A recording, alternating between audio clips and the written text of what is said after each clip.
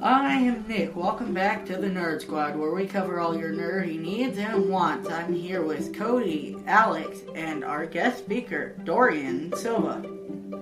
Hello. Alright guys, well I'm here and we have a few questions for you to ask. Alright, first question. What is your favorite superpower and why you would choose it? My favorite... Oh, you can go. Oh, sorry. My favorite superpower honestly has to be telekinesis. I always like the ability to move stuff with just your mind. Yeah, that's very fair. I find all heroes with telekinesis really cool too. I feel like that would give you a headache real quickly, though. If you think about it, using your mind and putting that much stress on it to move objects. Oh yeah, especially with the strain too. I mean, if you do enough, eventually it becomes less hard as you do it. At least in my opinion, it would. Yeah. I could see that, but at the same time, though, that's a good superpower and all, but personally I'd say would be invisibility, because then you don't really have to worry about much. Like, if you don't like a class, go invisible, walk out. They won't see you. Yeah, I kind of like that too, but for me, I'd have to say time travel. Oh, that is another good one. Exactly. If you mess up anything, you can rewind time, or you can fast forward time if you're getting bored of class. Or create a paradox if you really feel chaotic. Well, as long as you don't mess anything major up, you won't create a time paradox. That's the thing. Yeah, but it's very easy. Even stepping on a branch could cause a time paradox. Yeah. If you think about it. So even stepping as something as little as an ant could drastically change the time span for you. Yeah, so there's a big drawback, but still cool power. Just depends on your theory of it, because, well, there's multiple theories of time travel, so... Yeah. Yeah, that's fair. Okay, well next question. Now your least favorite superpower and why you wouldn't want to have it. My least You can go, favorite superpower would be strength, honestly, just because it's a very basic power. Like, almost every superhero out there, any of them that have superpowers is given super strength, and it's like, okay, so you're just able to lift a few more pounds. What's really special about that? Yeah. Well, same thing with flight, really, to be honest, because all superheroes, or most superheroes, have it. And even if they don't, they use their powers to, like, find some way to at least get up into the air for long periods of time. I agree with that. And at the same token, like, if you're flying, it's going to be colder than anywhere else, so you're going to have to wear more layers. So it seems kind of pointless to have flight when, yes, it might be cool to be able to fly above someone, just mess with them. But at the same time, it's really not much. But personally, my least favorite, well, not least favorite, but probably the least likely that I would choose, would probably have to be, like, Flash, because, like, if you think about it, yes, you're quick and all, but, like, that means you're liable to burn through your clothes real quickly. You have to eat a lot more than normal, and you have to drink a lot more water than anyone else. And also... Yeah, it's also kind of like why Flash has a specific type of suit to when he runs. But do we really have the tech for that type of suit? Oh, I don't think we do, personally. And also to build on that, like, imagine having the stamina of your normal physical body, but the powers of the Flash, so, like, yes, you run after a while, and then you have to catch your breath every few stops. Yeah, you can make it to, like, downtown in, like, a matter of a second, but then you have to stop and catch your breath for, like, a minute. just the bad guys there destroying the town. You're like, all right, give me one moment. Yeah. Yeah, though time would move pretty fast for you, so that minute wouldn't even feel like much for you.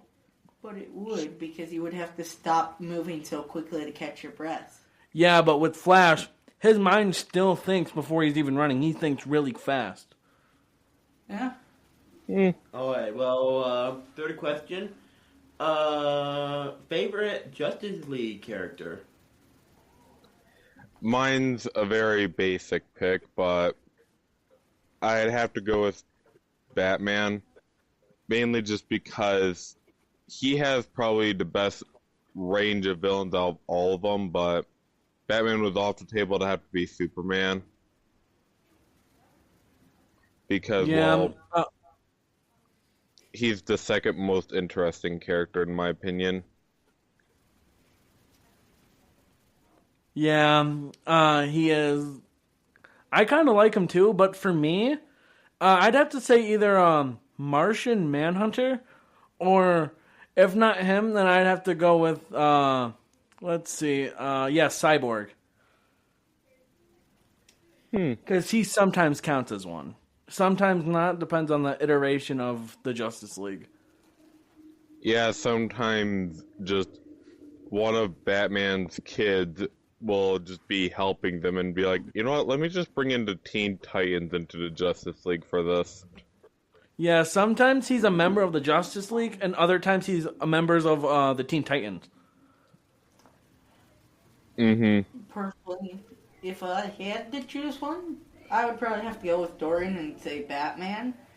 But if we aren't choosing Batman, I would probably say Flash, just because, like, in their sense, they give him the stuff he needs to keep it so he can run as fast as he needs without having to worry about the issues that I had mentioned earlier. So he can save people at the speed of light and they won't know what happened.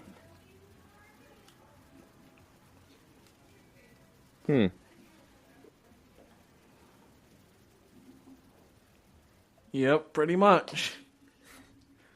Alright, well, now, the least favorite Justice League character. I'll put it whenever. Oh, my least favorite Justice League character has to be Green Lantern. Might be a bit of a controversial pick, but honestly, I just never really cared for the story of him.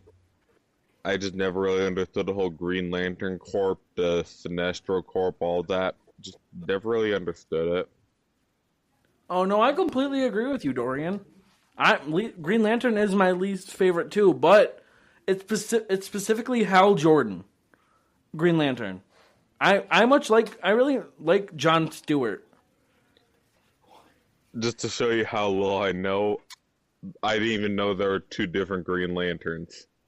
Oh no, there's many different Green Lanterns. I was gonna say, I know there's more than two, but I didn't even know any of them. I only knew of one. There's Hal Jordan, John Stewart, Jessica Cruz, Guy Gardner, Kyle Rayner, and I think there's more, but I forgot the names of them. I just know the main ones.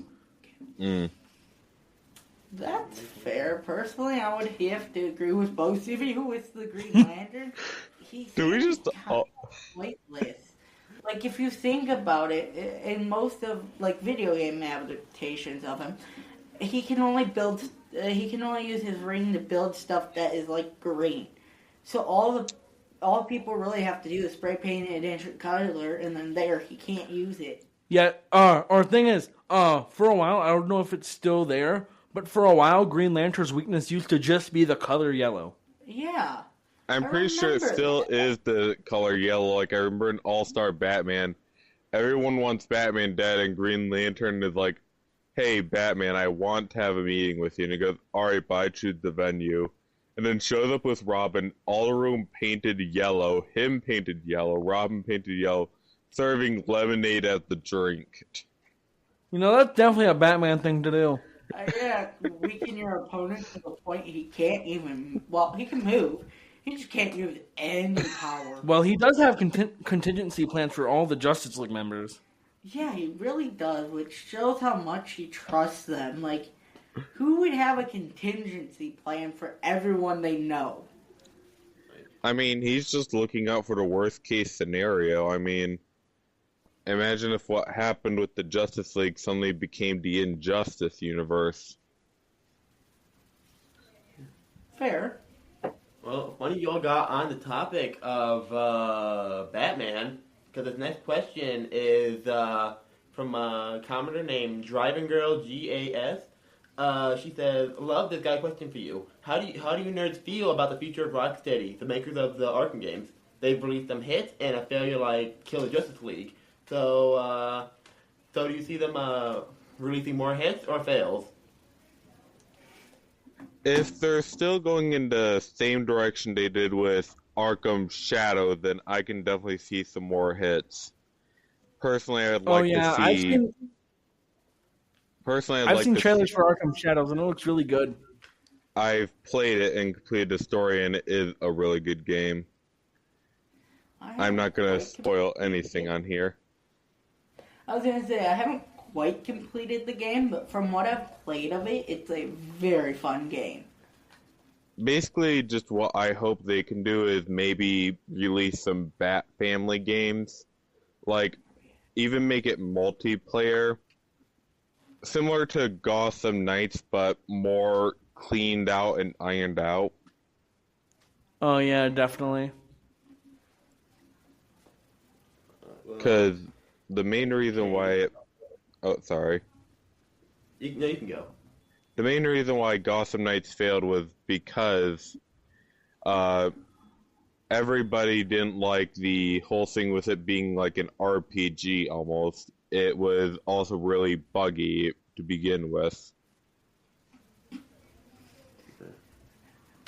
Kind of funny you mention stuff that people dislike.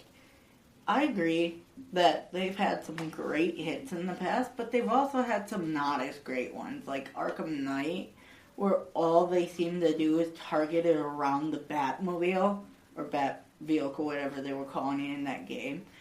And, Yeah, like, they. that got very annoying very quick, because, like, Batmobile missions, yeah, every once in a while it's fine, but, like, seemed like the entire game was mostly the Bat Vehicle. Yeah, they took it too far. Like, people always try to argue that the Batmobile is only 20% of the game, but that's if you look at side missions as well. The story is 75% Batmobile. Honestly, I haven't played the game, but that's kind of why I haven't played it yet, because of the Batmobile missions. You should give it a try at least, so this way you can have a fair judgment of it. Because Yeah. like, you've only heard what people say. Because I know there were some games where I looked at it, but everyone's like, no, it's not a great game. And then I played it, and I really enjoyed it.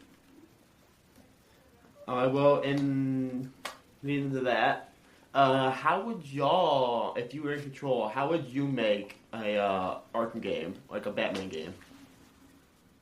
I've actually written a fan script for a sequel to Arkham Shadow. This one doesn't have the Riddler in it, but does give him a cameo, which is him basically being upset that one of his goons got arrested, making it so no Riddler trophies get put up. But I have the whole story centered around Victor Zsasz, and it's a murder mystery type. You just have to keep on searching out these dead bodies. Meanwhile, Zsasz is trying to get you hints so he can get you finally alone. Even saying as a line, I have a special spot for your scar. During the outro, say it, buddy. Oh, that sounds really interesting. If you have any questions, leave them in the Yep, I played it. I've also had plans to make it multiplayer as someone plays as a young Dick Grayson.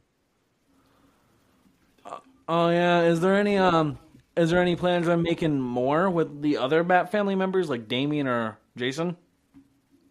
I mean, basically, I'm just writing these for fun, but yeah, that would be fun to see some games where they like add in other Bat family members just to flesh out some of the lesser known stories in the Arkham universe. Oh yeah. Kind of like Calendar Man. Calendar Man is a good villain despite his goofy nickname. Yeah, just like Condiment King.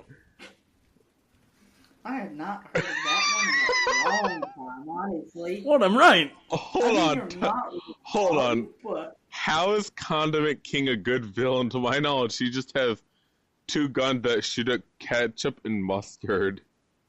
Yeah, but what if there was a shortage in hot dogs and he had them all? He have infinite condiments. I